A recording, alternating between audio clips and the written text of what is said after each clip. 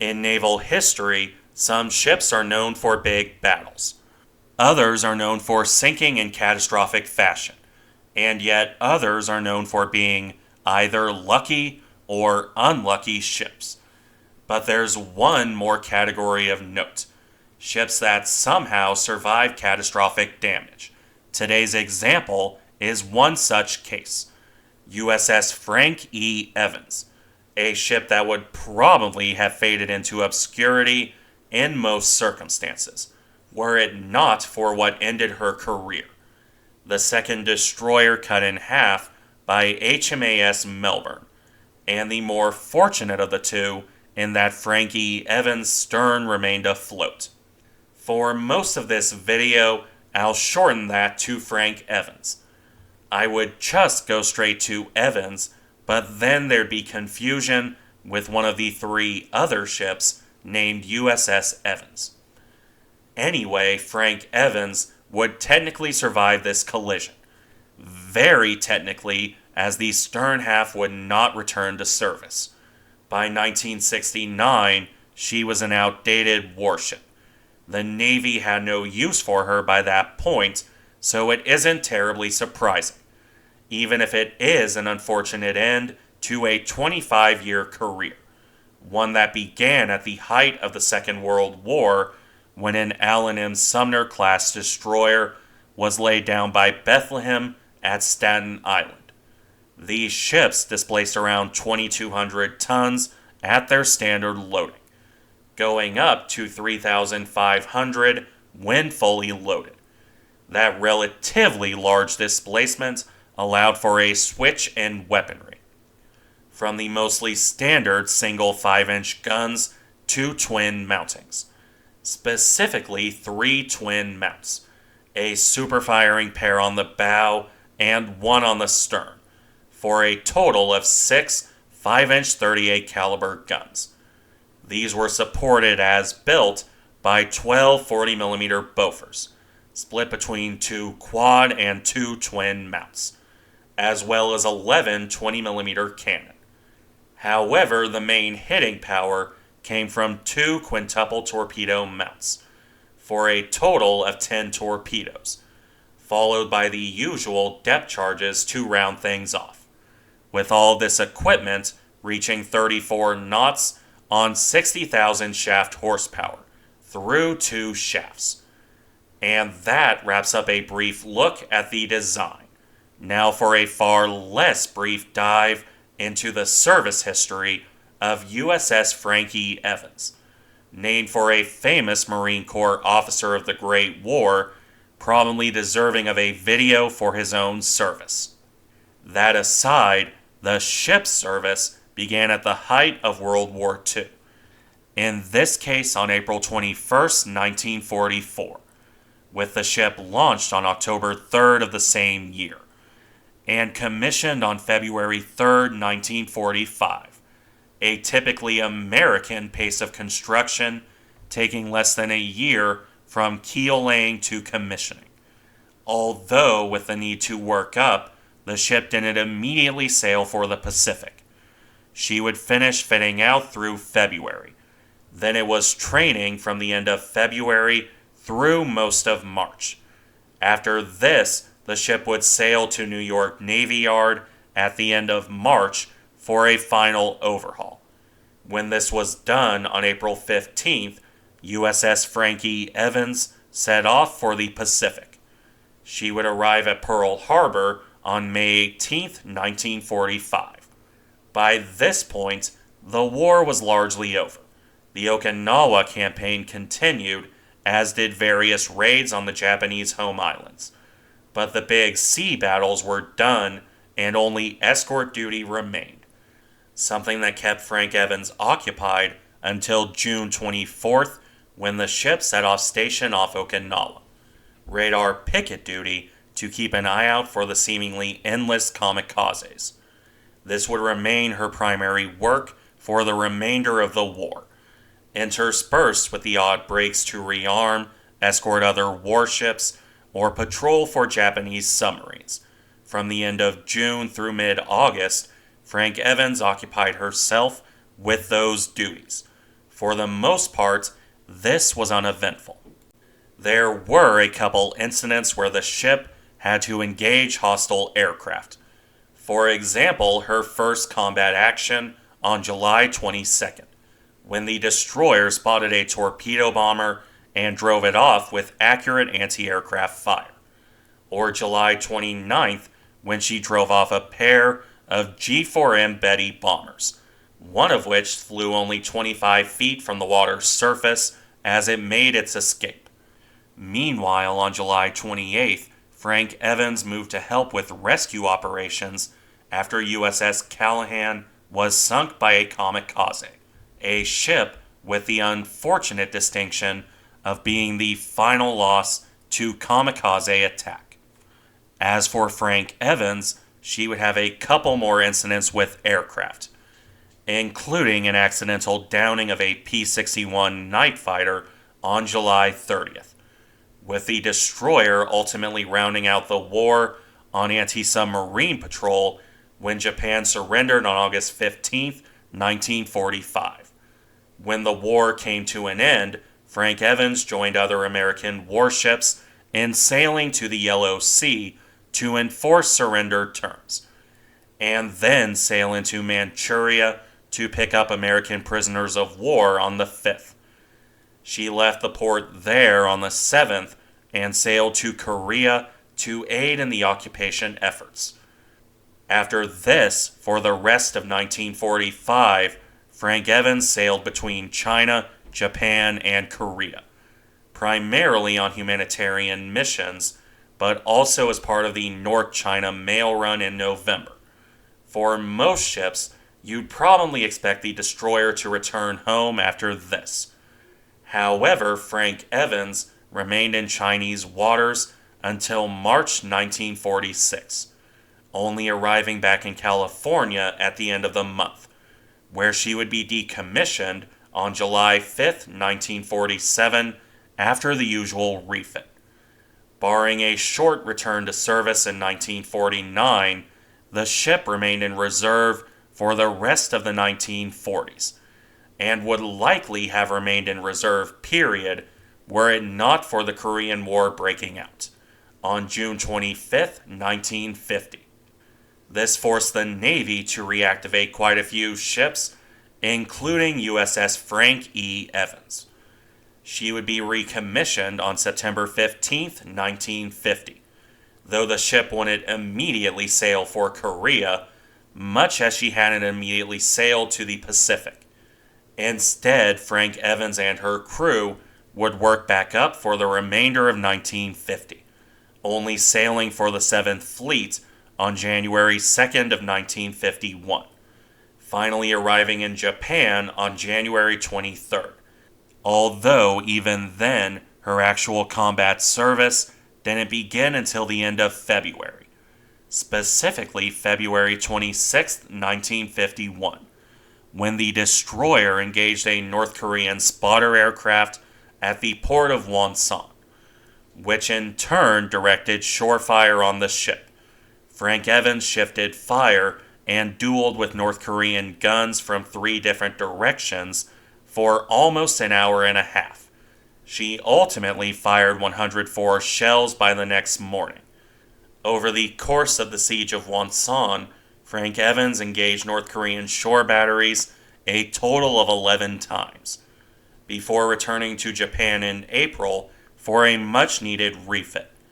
Then it was back to Korea, where the ship would continue to patrol for much of mid-1951, broken up only by refits in Japan. This duty would see the ship fire at targets ashore, yes, but also pick up downed aviators, something that I'm sure the pilots appreciated.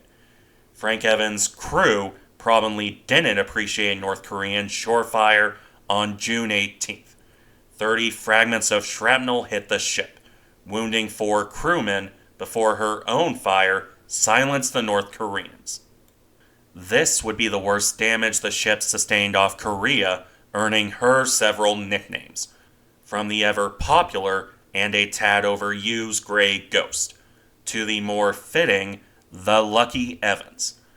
Ultimately, however, The tour of duty had to come to an end at some point. USS Frank E. Evans would wrap up her first Korean duty on July 4th by firing a 21-gun salute against targets ashore. I guess the crew had a morbid sense of humor. Either way, the destroyer would return to the United States on September 4th. She would remain in California into early 1952 for a much-needed rest period, only departing on March 22nd for more Korean service, with the destroyer reaching her destination by the end of April 1952. This second tour of duty was more of the same for the most part. Escort duty, including patrols in the Taiwan Strait, joined by the odd shore bombardments, such as on May 1st, 1952, followed by a more notable week of support. From June 22nd through June 28th, she supported South Korean ground forces. Frank Evans would sail up and down the North Korean coast, firing over 1,000 shells at shore targets. She was kept quite busy, providing excellent and accurate supporting fire for the South Koreans ashore. And for the remainder of summer 1952, Frank Evans continued to do so, at times providing some pretty spectacular effect, such as knocking out bunkers on September 15th, or destroying a convoy on the 17th. If this sounds a bit like USS Hull's service off Vietnam, you're not the only one noticing that similarity. The two ships proved to be very sought-after fire support options in their respective conflicts. While the last notable event in the second tour of duty came with Operation Decoy from October 13th to the 15th, 1952. As the name implies, a diversionary landing operation to distract Chinese and North Korean forces. In this, Frank Evans would once more turn her guns ashore, including alongside USS Iowa, with the only notable damage to the ship being stripped paint from all her firing ashore. When this operation concluded, however, Frank Evans left Korean waters. She sailed for home on October 16th, arriving in California on November 6, 1952. A much-needed overhaul followed, with the ship remaining in California until June 1953. Her final Korean tour followed, but this time the ship didn't get up to much.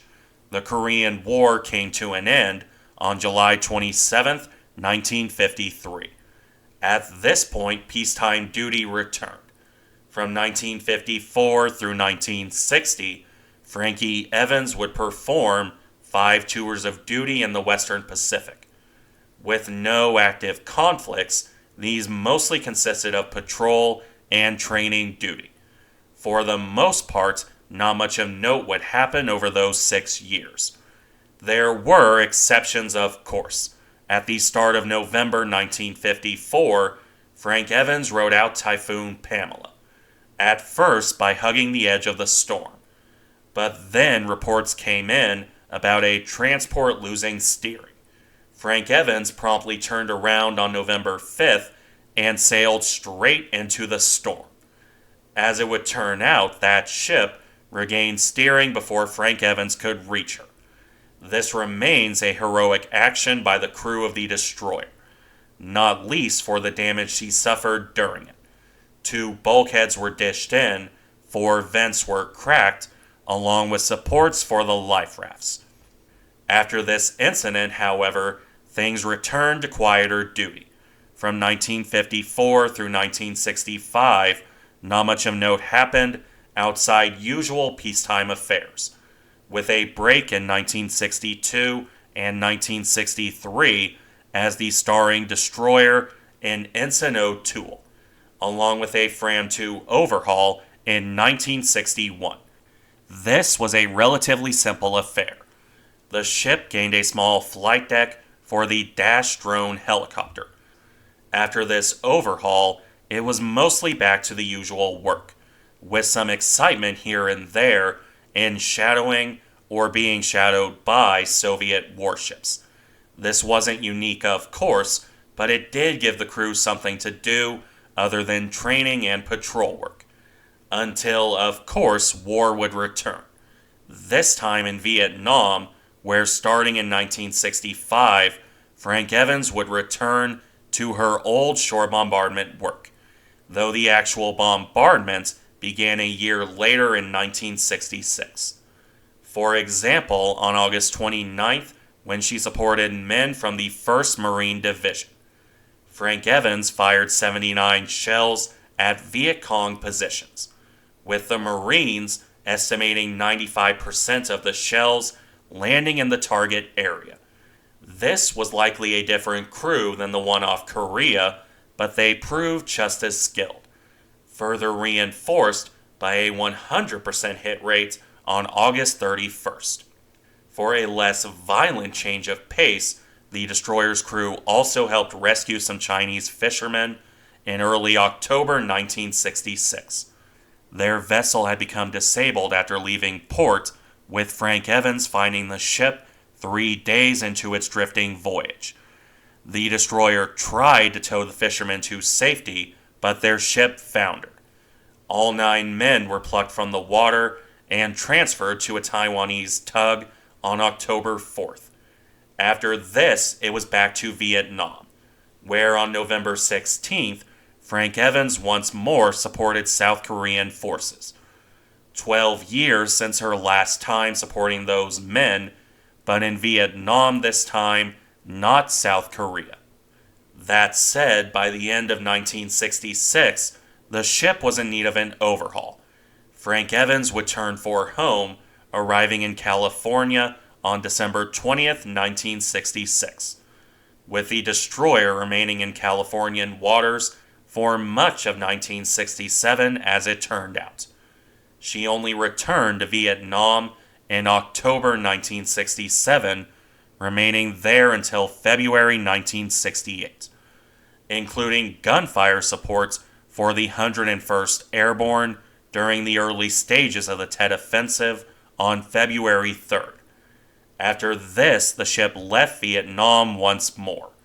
She would play cat and mouse with the Soviets again from late February through early March, before turning home, arriving back in California on May 7th, 1968, for what turned out to be the ship's final refit. This ran through September 7th, though Frank Evans remained off the West Coast for the rest of the year, only returning to the wider Pacific on March 29th, 1969. Frank Evans would, at this point, have one more stint off of Vietnam. She arrived there on May 4th, 1969, and departed on May 17th after providing more shore bombardment, firing over 1,800 rounds ashore. Not a bad record for her final tour of duty. Because after this was done, the destroyer took up work on fleet exercise. This would ultimately find her sailing with Australian and New Zealand warships on the night of June 2nd, 1969, including HMAS Melbourne, already infamous for one collision. Unfortunately, a series of errors would occur during this exercise. Melbourne was conducting flight operations with Frank Evans, ordered to be a plane guard. This was fairly routine and had in fact been done more than once that night. This time, however, mistakes were made. Frank Evans began on Melbourne's port bow, before turning to starboard towards the carrier. The whole affair is really worth a video of its own, and I may do that as a Saturday extra. For the moment, however, Frank Evans sailed directly across Melbourne's bow. Signals warning her about a collision prompted another turn as the carrier began her own turn. The combination of the two resulted in Frank Evans sailing directly in front of HMAS Melbourne. At 3:15 a.m., Melbourne sliced Frank Evans in two. The destroyer's bow sank within 5 minutes, taking 73 men down with her. Another man was recovered from the water, bringing the death toll to 74. The stern, meanwhile, scraped alongside Melbourne's starboard side until the carrier's crew could attach lines. This section remained afloat, allowing the rest of Frank Evans' crew to survive. The shattered stern section was towed to dock in Manila, where it was sealed up, just enough for the Hulk to later be expended in target practice on October 10th, 1969. It's a very unfortunate end to what was a storied ship and crew. I'm not sure if Frank E. Evans would be remembered without it, but she certainly deserved a better end. Do let me know in the comments if you'd like a deeper dive into the collision itself. Thank you for watching. Remember to like, comment, and subscribe if you enjoy the content, and I'll see you in the next one.